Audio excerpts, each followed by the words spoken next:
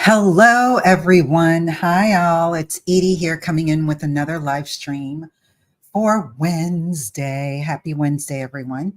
Today, we are going to talk about the importance of having an audience. And so, this month's theme, in case you are unaware, is back to basics. So, one of the things that I just wanted to talk about is the importance of having an audience, because if you don't have an audience, you don't have anybody to talk to, and you don't have any idea of what it is that you are presenting and whether it's going to be presented to the right people, because you don't even know who you're talking about. Or talking to, I should say. So I want to go through a couple of the important things that we need to know when it comes to our audience. And then I am going to do something that I've never done before, and I am slightly embarrassed to do, but I am going to share my screen a little later and show you some of the old stuff that I've had on my channel when I first started. And it's really an effort to show you that it is okay to just start and not know who your audience is, because you can eventually figure that out. But I just want to share with you what it looked like, or what it looks like when you have no clue who your audience is. So I'm going to be sharing that a little bit later on. But some of the things that I've already talked about in the past, and if you have followed me for any length of time, is that it's very important that in your videos you're addressing pain points that your ideal audience is having. And one of the ways that you can do that is understanding what are the problems, what are the issues that your ideal audience is experiencing, and then being able to create content, whether it's a live stream or whether it's a pre-recorded video, that is going to solve those problems or produce answers to the questions that they're having. So it's really, really important that your content addresses the pain points and the problems that your ideal audience is having. This will make your content way more valuable to them, and they will want to come back and see more and more. If you are here live, please post a comment if you have any questions. And if you are seeing this on the replay, please post a comment. I will be responding to your comments even after we are no longer live. The other thing that's really important that I think a lot of people forget about is understanding and identifying what's the right platform to use for your content. Now, a lot of people automatically assume, and understandably so, that if it's video, everything's got to be only on YouTube. And that is not accurate. YouTube is obviously going to be the number one place that I'm going to recommend, primarily because it's also a search engine, and it is also a platform that addresses and targets every demographic that you can think of. So regardless of who your audience is, there's a 99.9% chance that they're on YouTube and they're going to find you. But that won't necessarily be the only platform that your ideal audience can be found. So it's important for you to identify what those other platforms may be. Maybe it is Facebook, or it's an Instagram, or it's a Pinterest, which is also a search engine, or it might be a TikTok, or some of the newer ones like Threads, although Threads and Blue Sky don't take videos. But you need to make sure that you're clear on where your audience is hanging out, so that you'll be there with your content and they'll be able to find you. So that's really, really important. The other thing that you need to understand and make sure that you're doing is that you're creating content in such a way that it develops a connection with your audience, so that you can build on that know, like, and trust factor. Because the more that you're able to address the issues that your audience is having, the more they're likely to connect with you.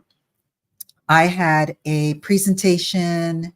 Today is Wednesday. Yesterday, I had a presentation yesterday, and a lot of people, and it was on the topic of the future of video. And I got some questions, and I've been getting these questions a lot lately in reference to faceless videos.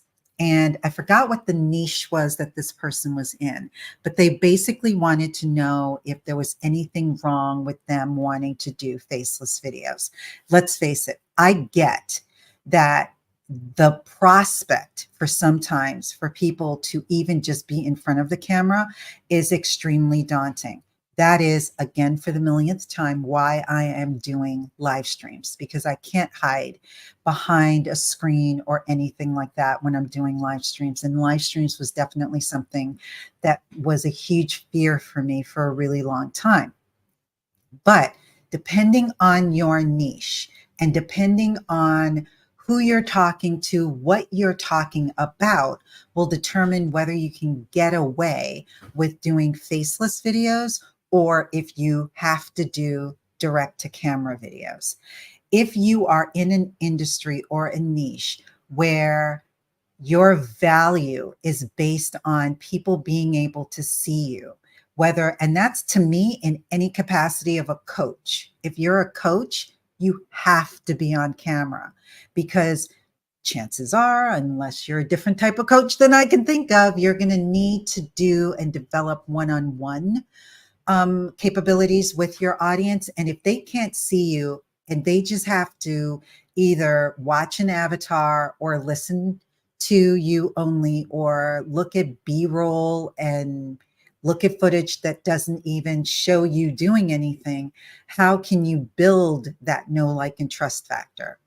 So if you are afraid of doing videos purely for the purpose of you just are comfortable being on camera, if you are in a niche where that is mandatory because it's going to lend itself for you being able to be trustworthy to your prospects and potentially your clients, then I would do things that will get you more comfortable on camera. You need to challenge yourself.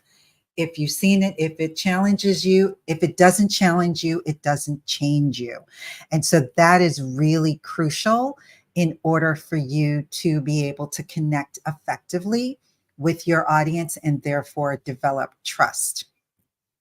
If you feel otherwise and you think that faceless videos will be the thing for you, then I'd love to hear how you've been able to accomplish that if you've actually been doing it. But I know I started off my business doing a lot of what I call faceless videos, which were screen recorded videos, because what I was doing was I was showing people how to do things using software. And so in that instance, I didn't need to be seen, but eventually I did start to let myself be down in the corner, or I would open and close the videos doing direct to camera. But I think that if you're any kind of a coach and you want to prove that you are worth your knowledge and your expertise and that they can work with you, then you're going to need to show your face. So that is definitely a great way to build a connection and build trust with your audience. And then the last is, I feel that by speaking to your audience and talking about whatever their issues are, will lead you to being able to get them to take the action that you want them to take at the end of your video, or eventually. It doesn't even have to be at the end of a specific video. It could be just at some point they're going to take action, whether that's going to be that they're going to reach out to hire you as a coach or a consultant, or to purchase a product that you have, or to download something that is going to help address whatever their personal problem or pain point may happen to be.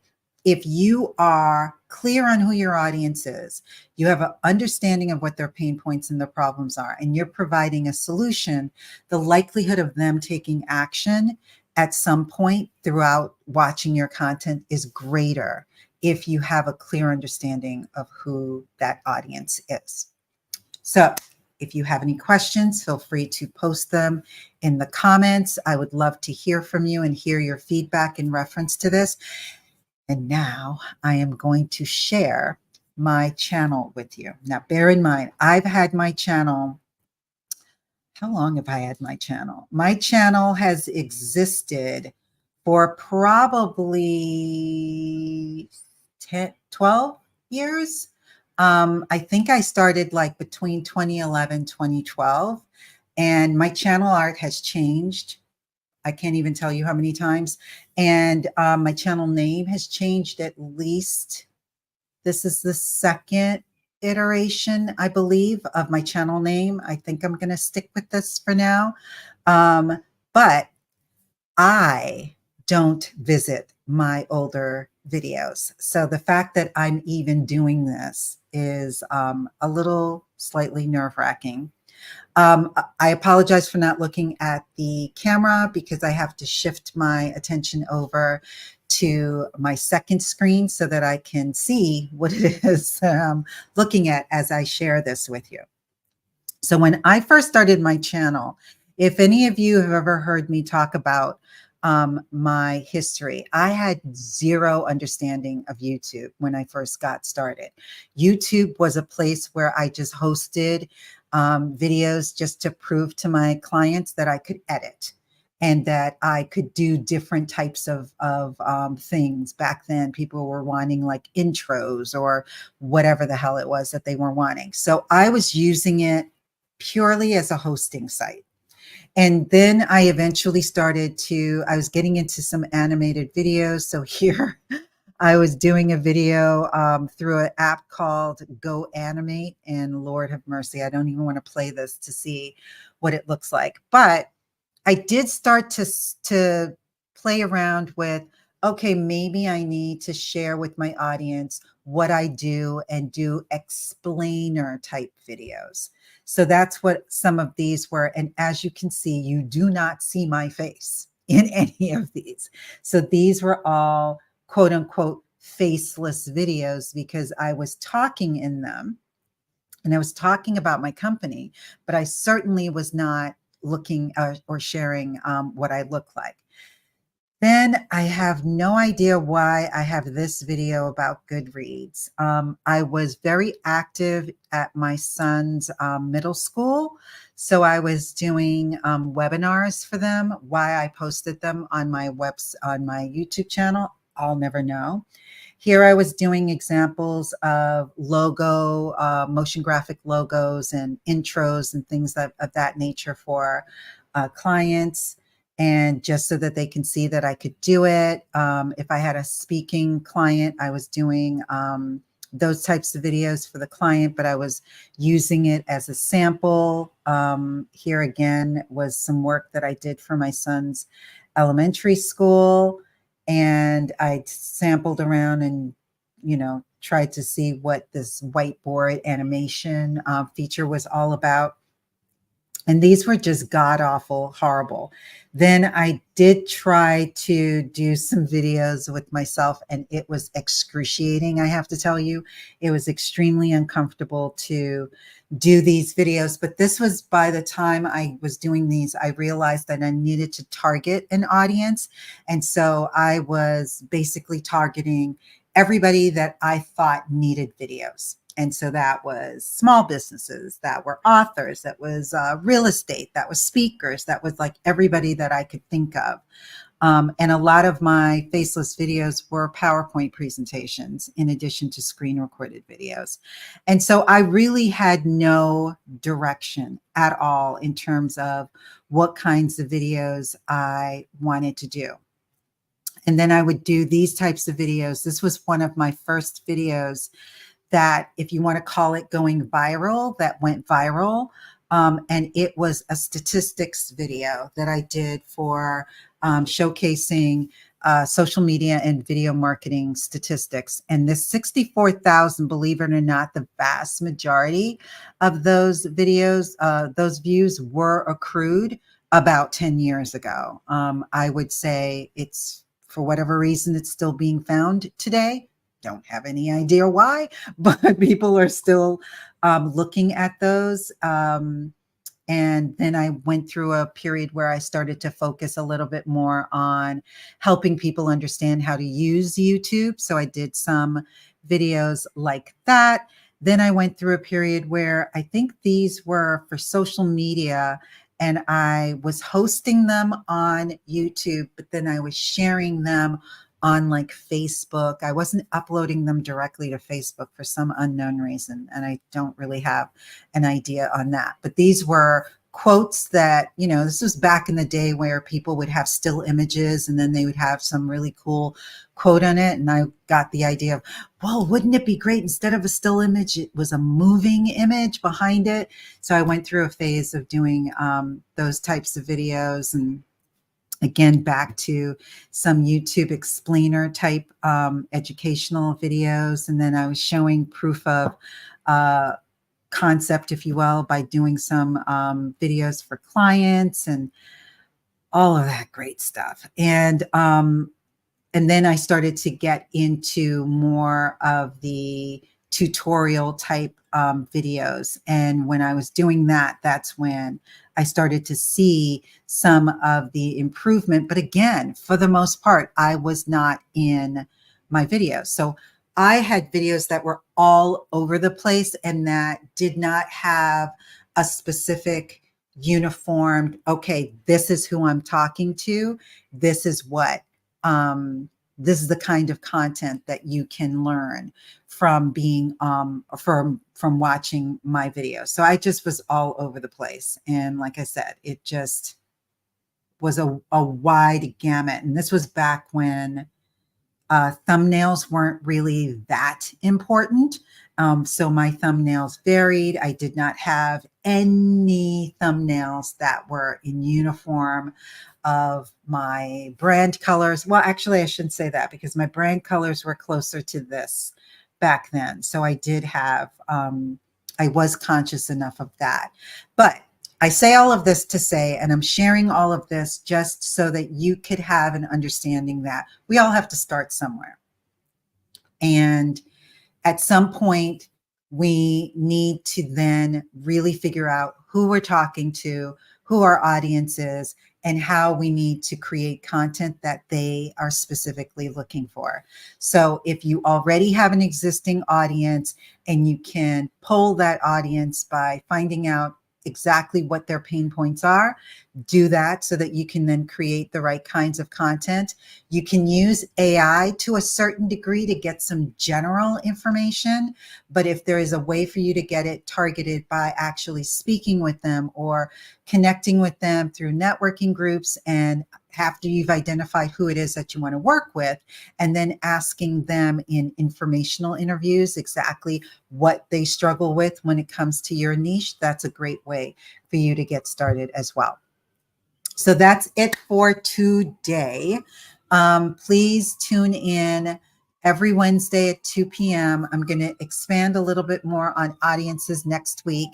I'm not sure if I'm going to be as bold as I was today to share my YouTube channel and look at those old videos, but who knows? I might look at another old video and actually play one so that you can see how god awful it was back then and give you some hope that you can improve. You're not going to be perfect right now, but you can improve over time. And if you have any questions, please post them in the comments, even after this live stream has ended. And I will see you next week, same time, same channel, and I'll talk to you then.